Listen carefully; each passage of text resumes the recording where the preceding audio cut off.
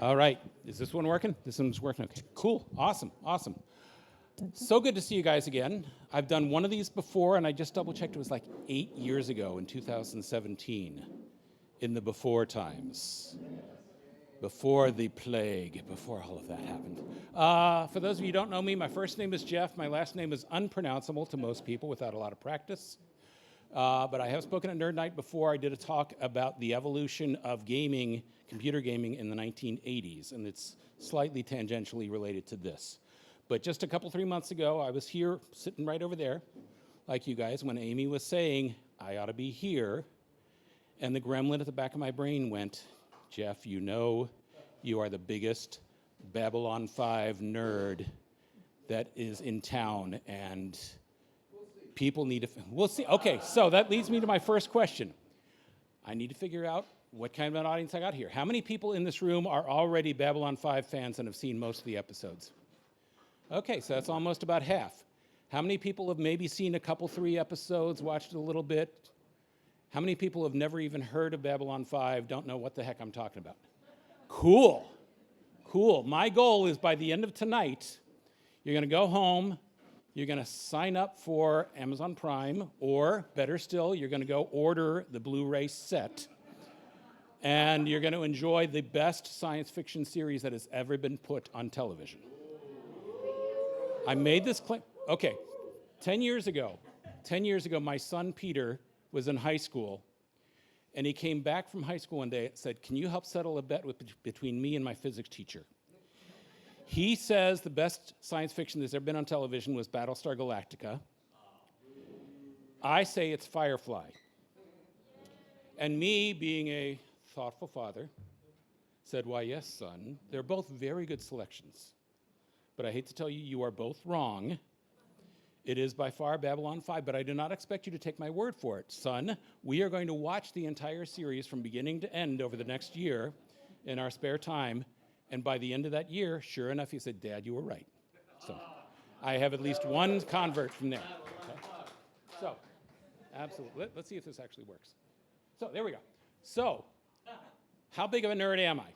Well, for starters, part of what Amy knows me from is that in the before times, I used to run a meetup group called Austin Geeks and Gamers. There are some of the geeks and gamers there. It kind of, during COVID, kind of fell off and kind of wallowed away, and it's kind of slowly rebuilding now. But we went from about 40 members to over 5,000 members in a span of about 5 years. And we were doing 2-3 events a week then in doing so. So I was the king geek of that group at the time before COVID hit. But here's the point. If you walk into somebody's house and you see that they've got this big display of like Star Wars toys or Star Trek props, you'd assume this guy's a big nerd, right? But if you walk into somebody's house and see toys and props for a show you've never even heard of, what the heck does that say? Over here, that is my collection. Now, my partner will say it's my dolls. I try many, many times to correct her. These are terribly valuable, highly collectible action figures. No, they're dolls. Okay, I'd never win that argument. So those are my dolls over there. Poster. I have a movie-sized poster in my office. I have books and books and books of Babylon 5, which probably could sell for a lot of money now on eBay because they're all over 20 years old. And I even have a cross-stitch that my partner did for me of Babylon 5. So, aw, you got an aw. Thank you on that front. Do you have a Minbari prosthesis? Oh, no, I don't have that, but we'll get to that. I maybe can try to find one. Not yet. But my story begins before Babylon 5 even existed. My story begins a long time ago at a science fiction convention in Phoenix, WesterCon 1988, and this was an old school science fiction convention. There wasn't anybody doing cosplay, there was no anime, there was no manga, there was no comic stuff. This was for people who read science fiction novels, and the guests were almost all science fiction authors, okay? And I was invited because at the time, and this is where the tangential relation to my previous talk was, I was working in the game industry, and they wanted to do a panel on interactive fiction. So I ended up on a panel with 4 writers who'd never done any gaming stuff before, at least not computer games, and me talking about interactive fiction. And in the program, this was where I, the award-winning Jeff Johannigman, got to meet the award-winning J. Michael Straczynski. So I say award-winning because the convention organizers in the program booklet gave out an award for, quote, guest with name most likely to be misspelled. But I noticed in the program booklet, they misspelled my name 3 different ways, but they got Joe's name right. Straczynski was spelled correctly, so I should have won it myself. I resent the tie. Anyway, at this con, lots of interesting talks given by authors on themes in science fiction and how to become a writer and so on and so forth. But there was also a couple sessions on the schedule that made me scratch my head. And there was one scheduled session for Ghostbusters cartoons, and another one for episodes of Captain Power and the Soldiers of the Future. So I see a couple nods. People actually remember Captain Power and the Soldiers of the Future. This was one of those back in the 80s when half the shows on Saturday morning were toy commercials, basically. And you could buy a toy from Mattel that you could aim at the screen while the show was on, and it would register if you hit the targets while the show was going on. Captain Power and the Soldiers of the Future. It was also interesting that it was one of the very, very first attempts at doing any kind of computer-generated special effects. Very primitive, very crude at the time, but it was cool for Saturday morning television. But out of curiosity, I went to these sessions. And I kid you not, the episodes I saw brought tears to my eyes. There was some really moving drama in a Ghostbusters cartoon. And then an episode, and I'm going, this writing is way too good for Saturday morning television. But that is what J. Michael Straczynski, JMS for short, people know him as Joe, but he figured Joe Straczynski, that's too short of a name to stand up next to Straczynski, so his pen name is J. Michael Straczynski. Anyway, so he was story editing on those 2 series. Since then, he's gone on to other stuff. Since then, he's done legendary runs on a lot of comic books that you may have read. Spider-Man, Thor, Fantastic Four, Captain America, Superman. He wrote a film called Changeling, which Ron Howard picked up to produce. Got some piker named Clint Eastwood to direct. Got Angelina Jolie to star in. Wonderful film. If you have Netflix, I highly recommend Sense8. It's an amazing series.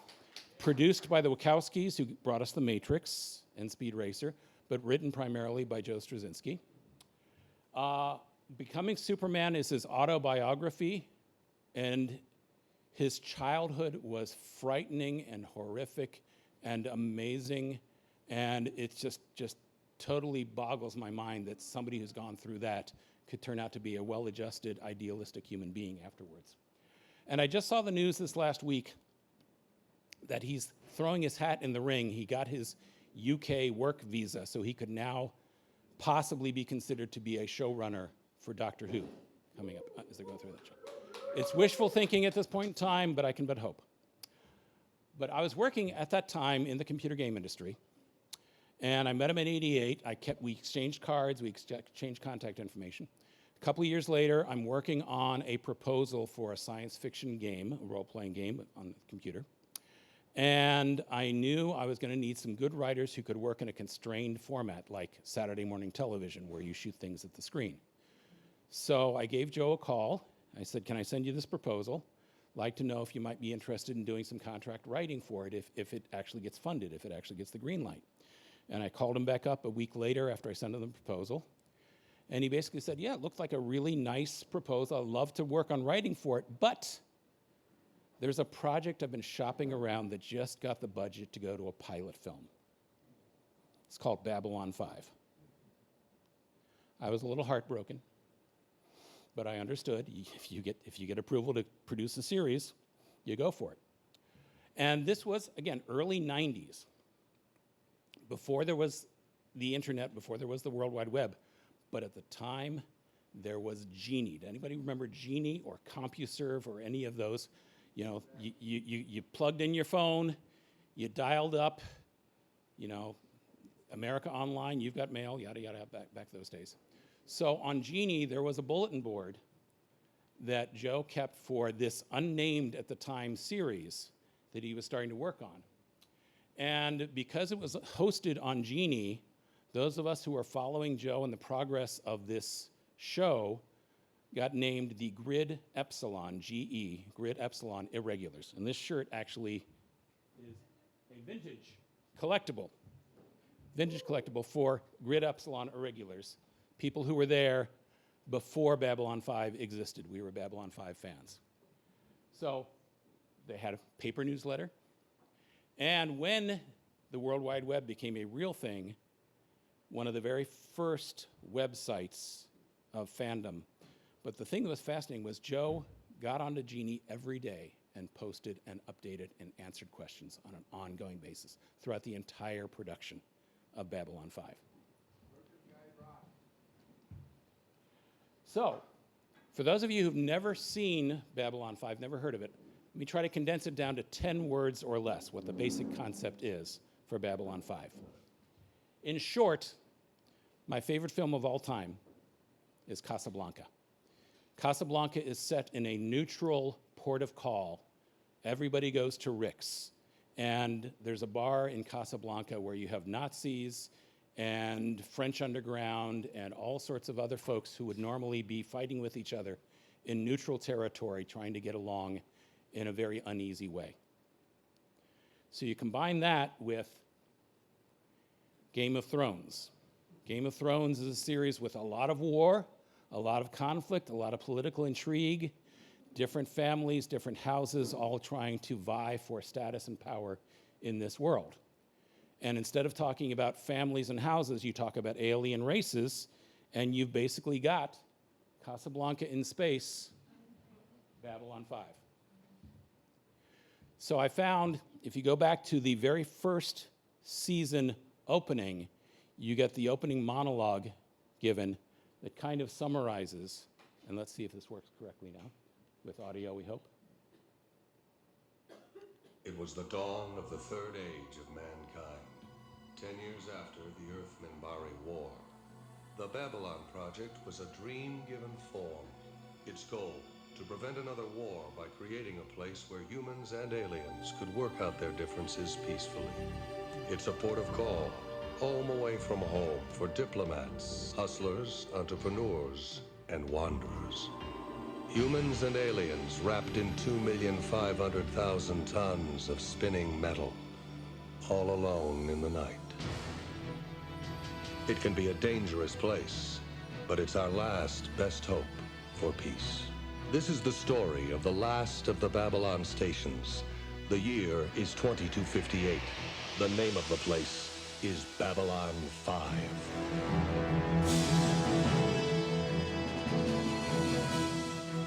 So that kind of captures, in under a minute, what the series is all about as the initial premise.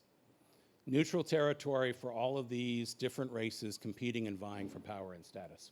And you may have noticed, for 1993, some absolutely amazing computer-generated special effects. You know, the station is absolutely gorgeous. Those are the starfighters that the Earth Alliance used. By the way, NASA was fascinated with these because they did pay attention when they designed these to real physics. More so than almost any other series, I think The Expanse is the only one that can really claim to have been more faithful to real science than Babylon 5. But that's a ship that has thrusters positioned so that it can actually spin, reverse, et cetera, and obey physics in doing so. But these were all generated on a computer. And what's more interesting is it was not one of those big multi-million-dollar silicon graphics computers. They didn't have the budget for those. What they did use were Commodore Amigas, home computers, okay? I worked at Electronic Arts when we were first creating games for the Commodore Amigas. These were computers you could buy for about $1,000, maybe $1,500 if you tricked it out and so on. And they got a bank of these for all of their artists to use and tricked them out with a device called the Video Toaster, which helped them do some fairly elaborate special effects. And The folks that pioneered this then later on went on to doing things like Star Trek Voyager and other series. But this was all pioneered back then on a bunch of home computers. And you saw some of the special effects, and we'll run some more later, but it just blew me away to see that kind of stuff. Because think back, television science fiction at the time, we're talking about, let's say, Next Generation, Star Trek The Next Generation, which you would see the Enterprise, the one ship on the screen, going from left to right. And then maybe a Klingon ship going from right to left. And that was the combat. You might see 3, maybe 4 ships on screen at a time, at best, because they were using physical models. By the way, Video Toaster was the San Antonio company. I did not know that. That's way cool. Thank you. So, give you a little more background on the series. And this is kind of like if we're talking about Game of Thrones, we have the Starks and the Lannisters and the Baratheons and so on and so forth. But here in Babylon 5, we have humans. And humans are not the biggest kid on the block. Humans are not running the whole show like the Federation in Star Trek. We're probably about 4th on the pecking order. And we've just come out of a war that we were nearly wiped out, completely wiped out, because there was this race, the Minbari, who were very technologically advanced, who had basically wiped out our entire fleet and were about to destroy Earth, and then suddenly, in the middle of combat, kind of said, no, wait, we changed our mind. We surrender. And that's a big mystery for the whole first season as to what went on, why did the Minbari do this, and so on and so forth. So very technologically advanced, nearly wiped us out, and now we're trying to make friends with them, which is a difficult thing to do. Then you have the Centauri. Centauri are somewhat similar to, let's say, the Roman Empire in decline. They are very status-oriented, very power-oriented, very much trying to regain the former glory they once had. And they've just come out of a war where they were enslaving the Narn for quite a while, decades and decades and decades. And the Narn have finally liberated themselves and are seeking to get their revenge on the Centauri. So the whole thing is a powder keg. The whole thing. And then we'll toss in one more race. These guys, the Vorlons. They are an ancient race. Very rarely involved. They kind of stay to themselves. You don't even see what they actually look like. This is just the outside encounter suit. So what they actually look like remains a mystery for most of the first couple seasons. And whenever one of them speaks, whenever Kosh, the ambassador, speaks, it's always cryptic. It's always something very weird, and you kind of have to scratch your head and go, what the hell does he mean by that? One of the things I love about this show is that no one is exactly what they appear to be. This is a show where you see some characters that fit the kind of standard cliches and tropes at the beginning of the series. These are the good guys, these are the bad guys. You can count on these guys to be devious and so on and so forth. And then things start to change and evolve. Very first episode, Londo Mollari, who is the Centauri. By the way, don't you love the hair? I love that hair. That is the way they show status. It's kind of like a peacock. They show status by the length of their hair. And not coincidentally, women are all shaved. They're all bald. No real status in their society. But anyway, has a vision that he is going to die being strangled to death by Jakar, the Narn. And that vision basically ends up coming true eventually, but not in ways you would expect. We'll just put it that way without spoiling too much. Now, any series like this, you're going to get inevitable comparisons. How is it like Star Trek? Because Star Trek is the only series that most people know, television show based in space. It's the only one that's ever lasted more than a couple of years. So let's talk about the differences. And I'm not saying this makes Babylon 5 better than Star Trek or Star Trek better than Babylon 5. Well, actually, maybe I am a little bit, but anyway. Okay, so anyway. So Star Trek is episodic. Every episode ends and you kind of reset and all the characters start where they were before. And if you think back, there were a couple episodes of Star Trek where Picard was captured and tortured for days by Cardassians. And the very next episode, it's back to make it so, number one. That's trauma. did they have to deal with any of that? No. So this was a pre-planned, structured out from day one, 5-year story arc. Then it was produced on literally half the budget. Typical episode of Babylon 5 was produced for about $650,000. Typical episode of Next Generation was $1.3 million. Okay? And a lot of that, as Joe will talk about, was the fact that he wanted to get production costs down by being very disciplined about not rewriting episodes on the fly, not having to have people redesign things as we're shooting, and so on and so forth. So that was part of it, but the other part was the CGI. He found a way to make it much more efficient and much more inexpensive using those home computers. Star Trek is, of course, an idealized utopia. And one of the things that always frustrated the writers for Star Trek was, you mean we can't have any of our crew ever argue with each other? There's no conflict between our idealized perfect human beings? No. But humans in Babylon 5 are flawed, they're fallible, and so on. Babylon 5 is intrigue, it's politics, it's war, which would be very dark and very depressing if there was not an underlying theme of hope that shone through from beginning to end. As I said earlier, Earth is not in charge of everything. Earth is not the big dog on the block. So they are vying. Part of the reason they helped build this station was because they didn't want another race like the Minbari to just steamroller over them for a misunderstanding. Basic survival. All the characters are complex. They're rich. Nobody's purely good. Nobody's purely evil. We still struggle. We are not perfected human beings like they are in Star Trek, but we have addictions and biases and doubts and fears and anger and distrust. And all the characters grow. All the characters change. This is across a 5-year storyline, 5-year arc that happens. Nobody ends up where they were at the beginning.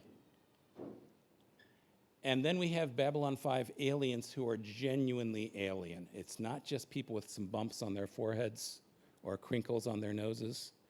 They're really alien. You saw some glimpses of some of our main characters a minute ago, but let's take a look at some of the others.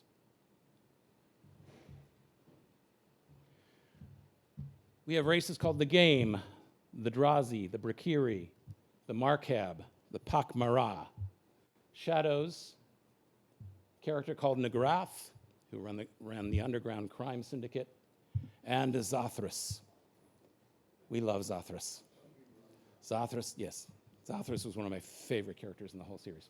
By the way, some of you, if you are fans of Sandman and Neil Gaiman's writing, the design of the game was done as an homage to the Sandman.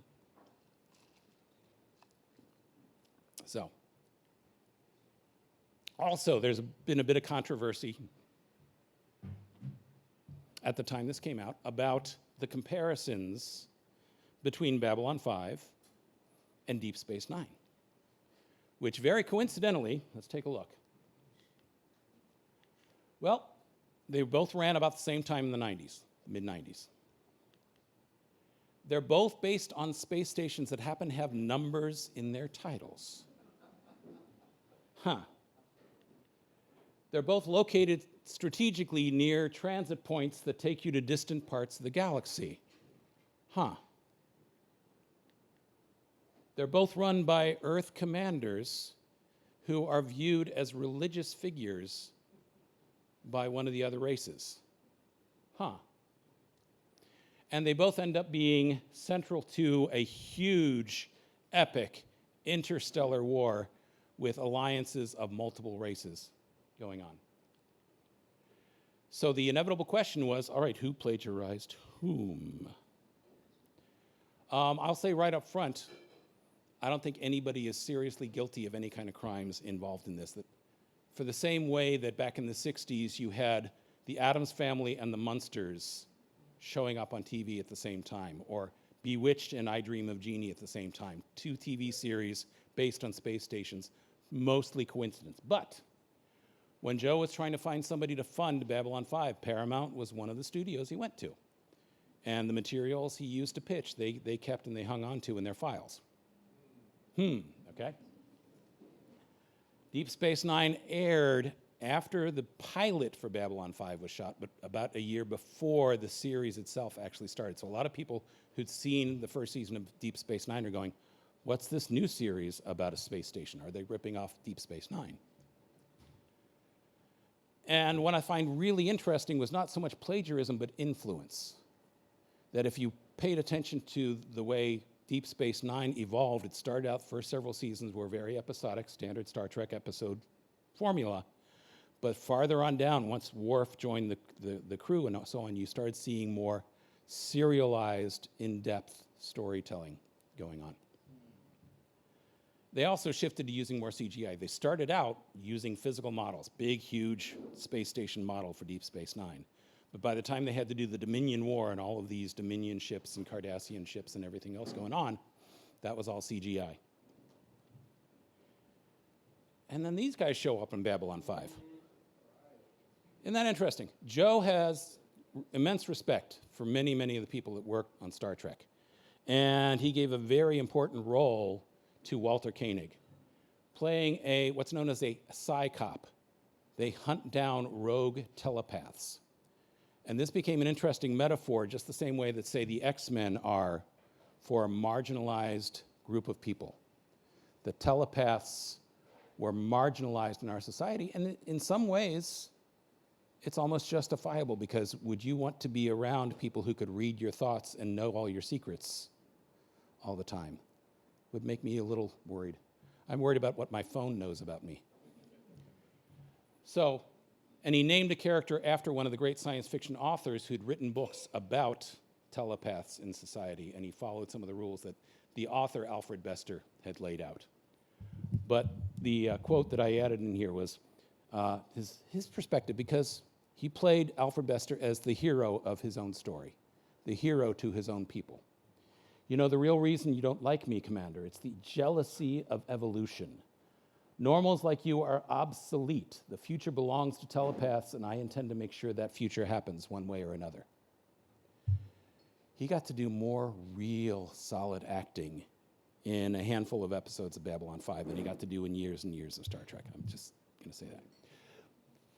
Also, as sort of an olive branch to the Star Trek fans who were trying to make this well, we're better than you guys between Deep Space Nine and Babylon 5, make it a big competition, he invited Majel Barrett Roddenberry, First Lady of Star Trek, to a particular role where she got to play the widow of the Emperor of the Centauri Empire.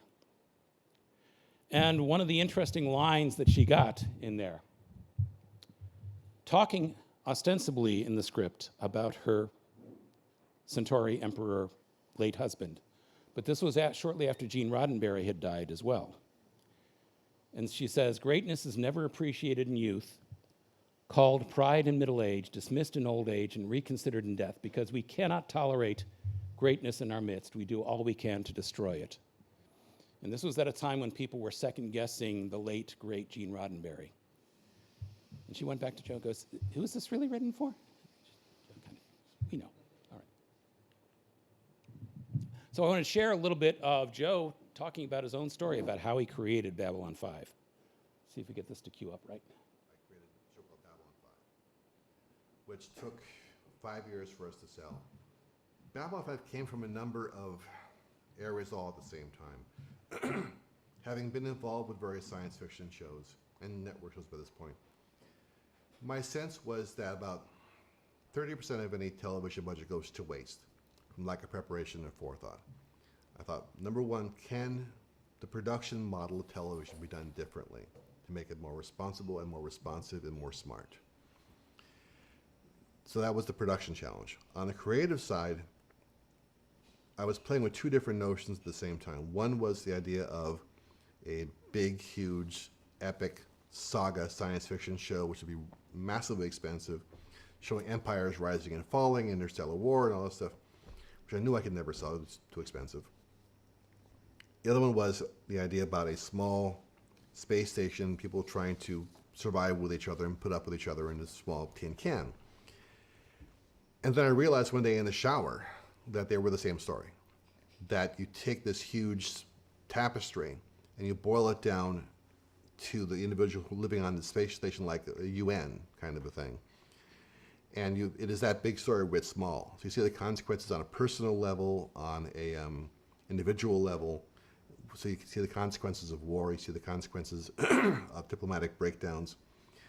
I'm fascinated by process. I wanted to see the process. How do you go from a place of peace to a place of war, and then afterward? How do civilizations rise and fall? In most science fiction shows, you start off with, these are the bad guys, these are the good guys, and they never budge. They stay there for the entire run of the show. What if you flipped it? What if the guy you think is the bad guy at the beginning ends up being the good guy? What if the guy you think is a clown and a buffoon ends up being, a very important dark guy? And all that came together in that shower. Suddenly I saw this 5-year storyline unfurl in my head. I saw the entire thing end to end, top to bottom, front to back. And I staggered out of the shower, grabbing a notepad and a pen. Not the computer's not that stupid, and I was wet. And wrote down frantically as much as I could get down to that moment of the entire 5-year arc. And what's significant is that prior to that, no one had ever done a 5-year arc in American television. There were primetime soaps that went on forever, but they weren't designed to be built toward the conclusion. I wanted to do a story where it's 5 acts, 5 chapters built along the structure of a novel. Introduction, rising action, complication, climax, and denouement. Those are your 5 seasons. Never been done. But I thought if you're going to do your own show, you should do stuff that hasn't been done before, or what's the point? So I wrote the script, wrote the Bible for the show, and brought it to Doug Netter and John Copeland, with whom I had worked on Captain Power, because they were kind of at the cutting edge of technology at that time. All right. There's more to be found when you Google that video, but I think that captures really the essence of Joe's inspiration for this. And this really is an authorial vision. As much as Lord of the Rings is Tolkien's vision, as much as Foundation was Asimov's vision, this is Joe's vision for a 5-year story that he plotted from beginning to end. It was the first science fiction series to ever attempt it, and it's still considered one of the best. And when Ron Moore started doing Battlestar Galactica and J.J. Abrams started doing Lost, he informally consulted with Joe on how would you advise we do this. There were minor details in the very early seasons that end up paying off in seasons later on. And Joe personally wrote, not just busy producing and running the whole series, but personally wrote 92 out of 110 episodes. He let a few other writers like Neil Gaiman and D.C. Fontana and Peter David write some other episodes, but he wrote 92 of them. And you will see very intentional literary references to Arthurian legend and Tolkien and Alfred Bester, and Harlan Ellison was a good friend of his who was advising throughout the series on this as well. Now, one of the interesting things about this is that this being a real-world production, he had to plan for unexpected things to happen, like actors having to drop out of the show. And he had built trapdoors and ways to reroute and detour some of his plot lines to accommodate that. Most notably, at the end of the first season, our station commander, Jeffrey Sinclair, the actor playing him, Michael O'Hare, was suffering some serious mental health issues, schizophrenic delusions, literally seeing things that were not there, needed some serious help, medication, and Joe made sure he could get that, but he also volunteered to step down from his role to be replaced so that they could bring in Bruce Boxleitner to play Captain John Sheridan. There were a couple of other examples of actors that also need to get replaced and storylines that need to get rewritten and so on. But the other mystery that I'm still trying to figure out is how is it that Jeffrey Sinclair and John Sheridan happen to coincidentally have the same initials as Joe Straczynski? That's a mystery that still hasn't been solved. I don't know. So, boil it down. What is this show really all about? There's several really fascinating themes that are carried throughout the show. A lot of it, as we said earlier, it's about war, not just the conflict itself, but what caused it, what triggered it, and sometimes very trivial, meaningless things cause terrible conflicts to happen. What are the costs and what happens in the aftermath? We have the Earth-Minbari War. We have a war between the Narn and the Centauri. We have a war with a race called the Shadows, where we were kind of like little tiny ants in a sandbox with giants waging a war around us and not wanting to get crushed, and a civil war for Earth as well. The thing that also amazes me is that 30 years ago, the storyline heavily involved the growth of a fascistic government using xenophobia to get people to play along, to get people to buy into. The threat of the aliens among us mean we need to take these extensive actions. They created there was an organization called Home Guard. They created a group called Night Watch.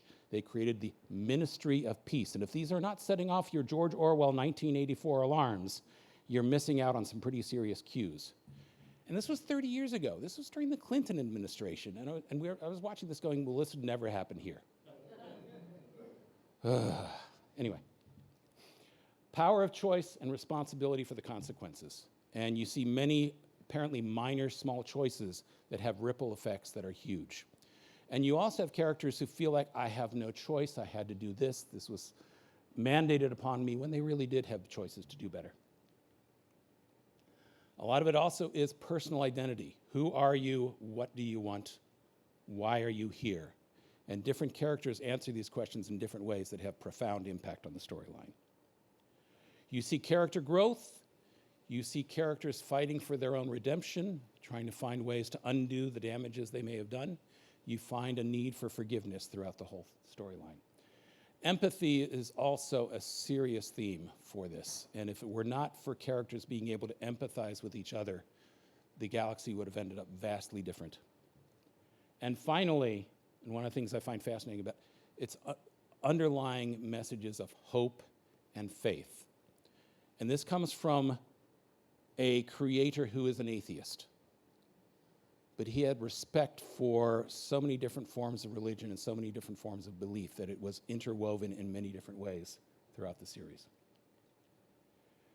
And when all was said and done, this is one of the very few shows to win multiple Hugo Awards. For those who are not familiar, the Hugo is to the science fiction field what an Oscar is to the movies, what Emmys are to television, and so on. Only a couple of series have ever won multiple Hugos. The original Star Trek won 2, Next Generation won 2, Twilight Zone won a couple. That's it up till that point.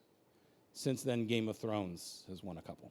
But it beat out, in the years that it won, it beat out things like Apollo 13, Toy Story, 12 Monkeys, Deep Space Nine, episode The Visitor. If you've ever seen the amazing story for Deep Space Nine, I loved that story. The movie Star Trek First Contact beat out First Contact, Independence Day, and Mars Attacks. Oh, and it also won a couple of Emmy Awards.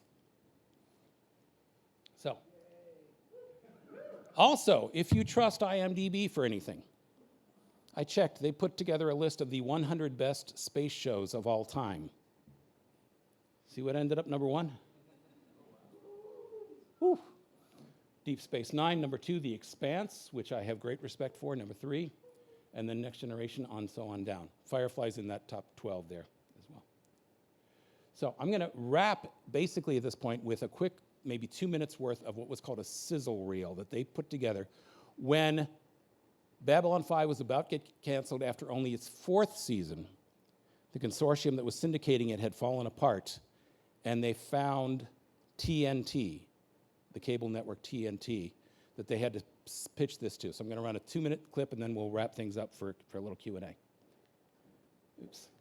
Sorry. You may need to start the video on this one.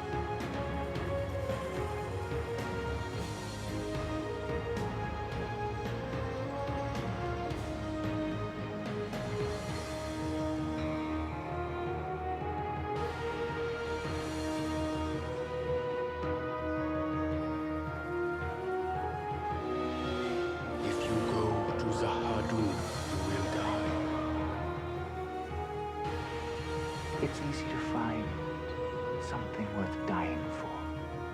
Do you have anything worth living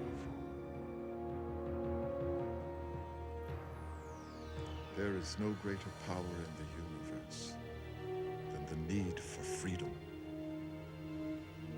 Against that power, governments and tyrants and armies cannot stand. Though it take 1,000 years, we will be free.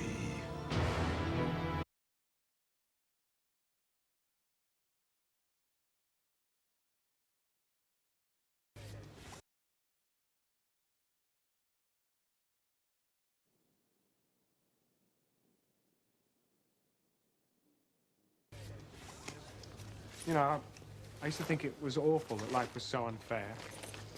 Then I thought, wouldn't it be much worse if life were fair? And all the terrible things that happen to us come because we actually deserve them. So now I take great comfort in the general hostility and unfairness of the universe.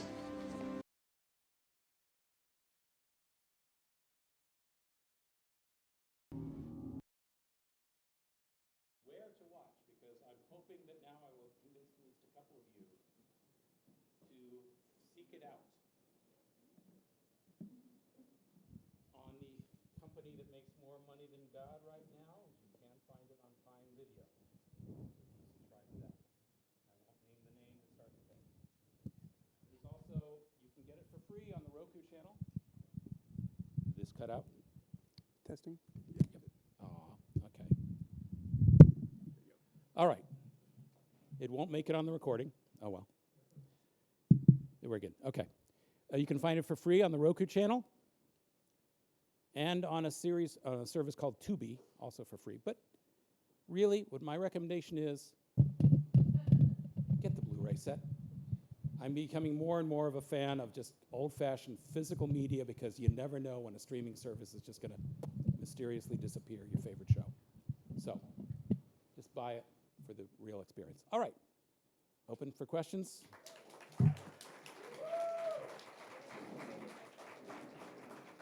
All right. You have to shuttle the Mac.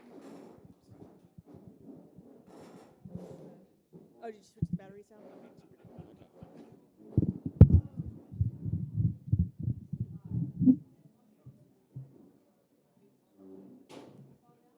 Nope.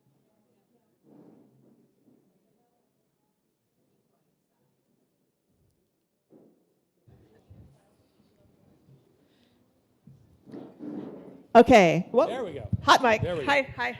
Hi. So sorry. Apologies for any tinnitus I just induced. All right. So, dun dun dun. First, second, or third question. Very good. All right. Who's got my first question? Over there. All right. Has there been any talk of them making more of it? Do you want more, or is it like perfectly self-contained? There have been rumors every few years of a reboot, of a restart, of a reconception of it. One of the bigger impediments of this is, for some sad reason or another, at least half of the cast has gone beyond the rim. They've passed away, including the great Andreas Katsoulis and many other great actors. So it would have to be a fresh new cast, fresh new reboot. But a couple years ago, they produced a new animated movie, which was fascinating and it was fun, and they substituted some very, very good voice actors for those actors that were no longer with us, and it is worth picking up on. But otherwise, I don't think we're going to see a new Babylon 5 come up. And frankly, I get to see enough other new, different things that Joe Straczynski's writing that I don't think I desire, and I know he doesn't really feel a need to retread territory he's already done. All right. We're off to a good start with that one. Who's got my second question? Dun, dun, dun, dun, dun, dun, dun, dun, dun, dun, dun. Okay. Oh. Mickey back there. All right. Man, it's boss night in the Q&A. Let's go.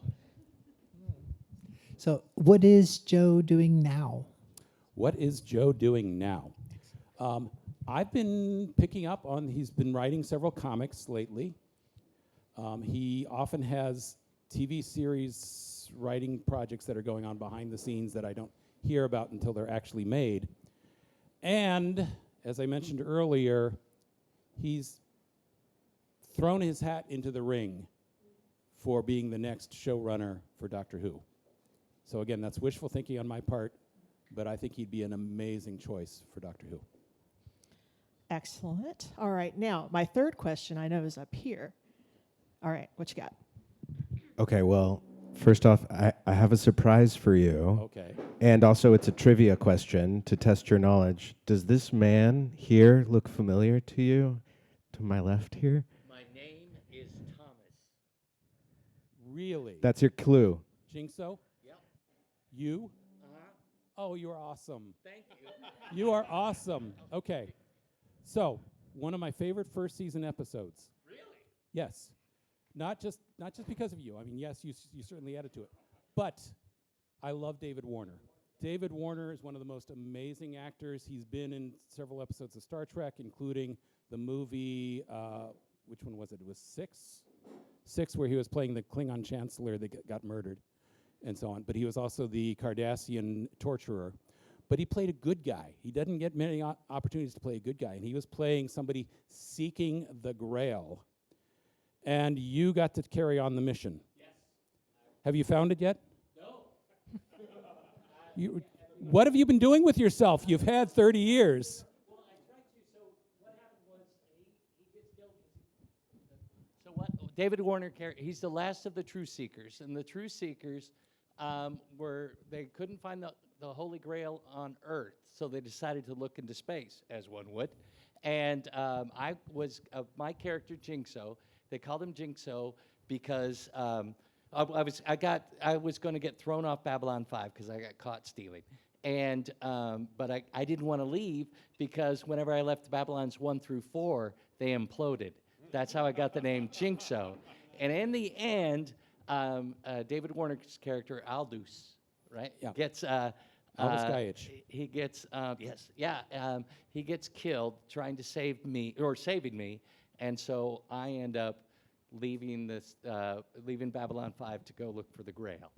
That's I love that episode. And I tried to when they were shooting my episode. It's the only, and I've been there have been podcasts talking about how bad my acting is, and they're not wrong. It's the only. I did a lot of commercials. Good commercial guy, not a good actor.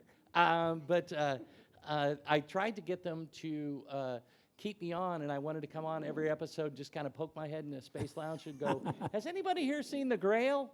Just so I could get a weekly check. That's You just fun. made my Thank you night. so much. Playing Jinxo. Yes, that's great. That's awesome. Okay. Yeah, we'll do a Jinxo spinoff. Okay. All right, y'all. It might be hard to top that, but I do see one last question in the crowd. Let me get the mic over there to you. Here you go. Am I just misremembering, or wasn't there also a spin-off series of Babylon 5 called Crusade? Oh, They yes. introduced like techno mages, and it was like I think maybe one, maybe two, but I'm pretty sure just one series. It was okay. It ran like 13 episodes. It didn't even Yeah. run a full season. Mhm. Crusade was commissioned by TNT, who immediately disliked every decision made about the show and canceled it before it even started airing. But it was a series that was brilliant and had great potential, and it's kind of like I was as heartbroken about Crusade as I was when they canceled Firefly. It had a lot of promise that you saw in the first dozen episodes. Matter of fact, so they did have a major character who was a technomage. Technomages were introduced in the second season of Babylon 5, but a major character named Galen, who I loved so much, when I got a golden retriever, I named him Galen. But he was to the captain of that show what Spock was to Kirk. Mysterious, intelligent, articulate, a little bit weird, and fascinating. The whole concept of Crusade is they are seeking a cure for a plague that is going to wipe out all the population of Earth, and they have to go digging around through ancient civilizations to try to find this cure. And their crew includes a thief and a xenoarchaeologist and a telepath. It's almost like a D&D game. It's almost like a D&D party that's going out on this quest. But it was a wonderful show that was cut down before it even got started. All right. We must always fight against the death of hope and the death of dreams. So, thank you for indulging me.